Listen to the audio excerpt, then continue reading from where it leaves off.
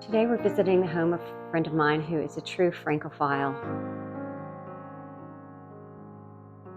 A few years ago, she downsized from about an 8,000 square foot home and brought as many of her beautiful French treasures with her as she could. I absolutely love this house, and we're going to go through it and see how she placed them here in her new, smaller abode.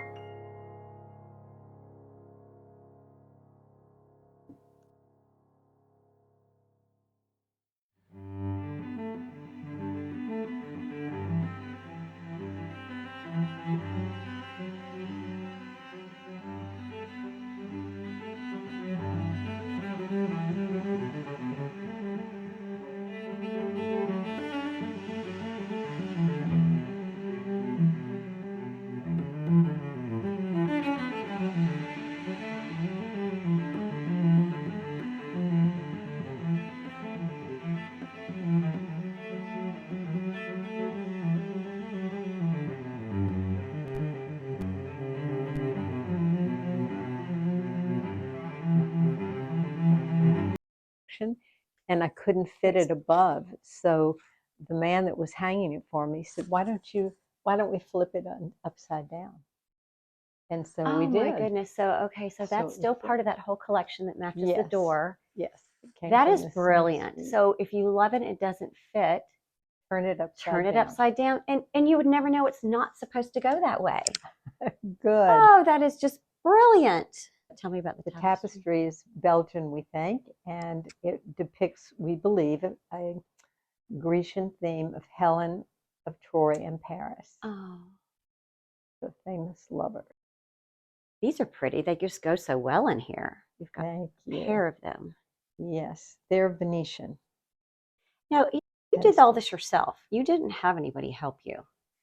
Well, my mother and I enjoyed antiquing together, and so. But the way you put it together in your home, yes, you did that. I mean, that's creative talent. That's not tomboy talent. Well, thank you. I have a little creativity too in me. I enjoy it. It's fun to me. It's a way of expressing your creativity. Yes. And this rug is an Aubusson, and it came from an estate in Santa Barbara, California, where my mother antiqued. And they cut out the area in front of the fireplace. Oh my! That's why it's cut back like that. Now it looks like it was made that way. So, yes, but it was not. They pieced it. They Oh, cut they it and pieced it. pieced it. Okay, now I see, because I was looking around at the edges. Hmm. But this part they So reworked to make it work that for. is amazing. Do you know how long ago was that? Before your mother acquired it, or you acquired it? Oh yes, it So was someone else did that. someone else had done it. So it can be done, and you would never know unless you pointed it out. And these chairs were also a part of this door suite, Oh, and I have 3 of them. and tell me again, where did all of this come from? And do you know a The state Great Gatsby Auction House here? in Atlanta had brought this all back from France. And it was one room, all in one room. We don't know for sure Okay. because I only kept a small portion of this. There was more. My mother had a Oh, warehouse full of uh, all this stuff. oh my There was a gosh. huge sofa that was a curved sofa, and there was a cornered console pieces, 2 cornered console pieces. I couldn't use it all, Wow. but she had kept it in storage for like 40 years.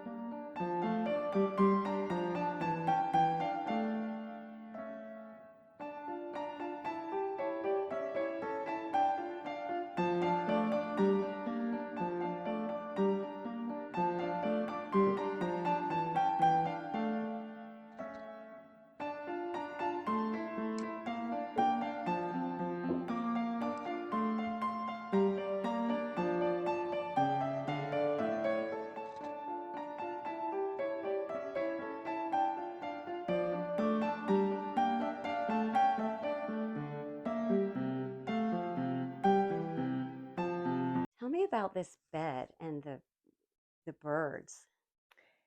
These were antique beds. We believe they're Venetian. They came from the estate of one of Atlanta's old families, and the birds were added. They were also Italian, hand carved in gilded wood. My mother just loved those birds, and she wanted these beds even though she needed a king size bed. And these weren't even queens if you put them together.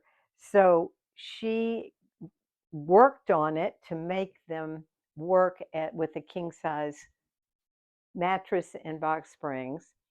And it turned out to be, I think, very interesting. It's beautiful. The cornice above Cornice. the bed Yeah. is made of either cherry wood or walnut. I'm not positive which. Mm-hmm. And it was used as a canopy over a bed with draping coming down. That would have been for a very small single bed in France.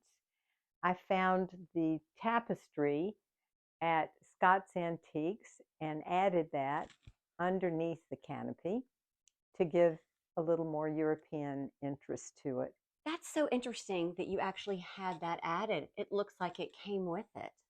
It just so happened it was the exact right size. Oh my goodness. That's, And boy, I didn't even that's measure it, perfect. I guess. That's But amazing, they did put that little pleat in the front which is to wonderful. accommodate Makes it. it look even better. And then the 2 mirrors, which are also Venetian, came from a California estate.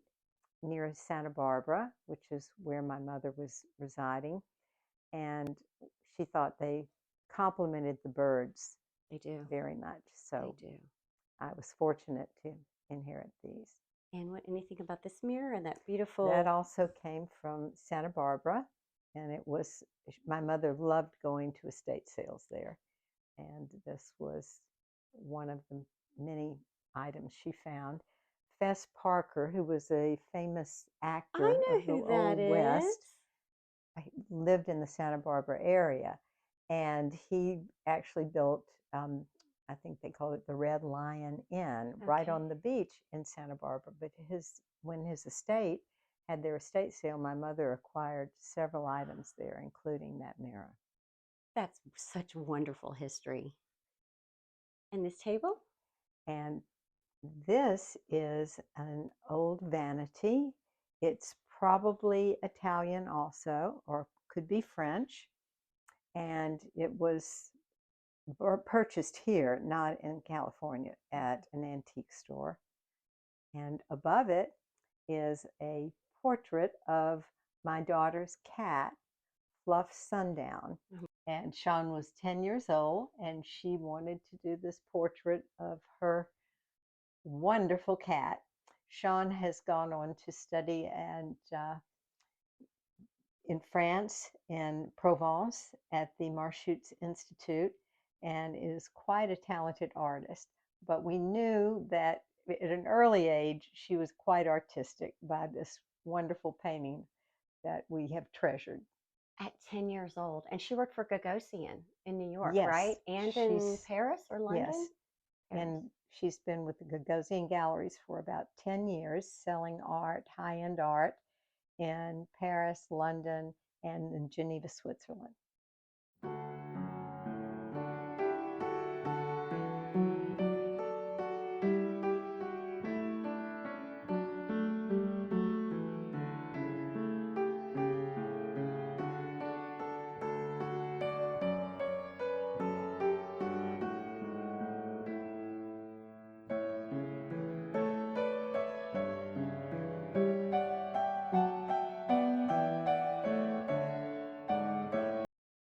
This is a French lavabo, and you can see by the fleur-de-lis on the upper part of the lead that this was what you would find in the French villages where people could have water to wash their hands.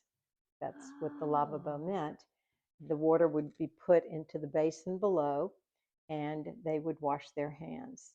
And it's a piece we brought back from France, from Ile de la Sorgue, where we were at a flea market.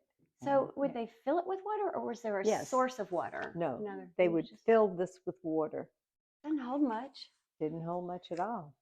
People didn't wash as much as we do today. But it was strictly coming in from the outer doors to rinse your hands off. Okay. And what about these? Anything? These are so interesting. I found these in a flea market in California.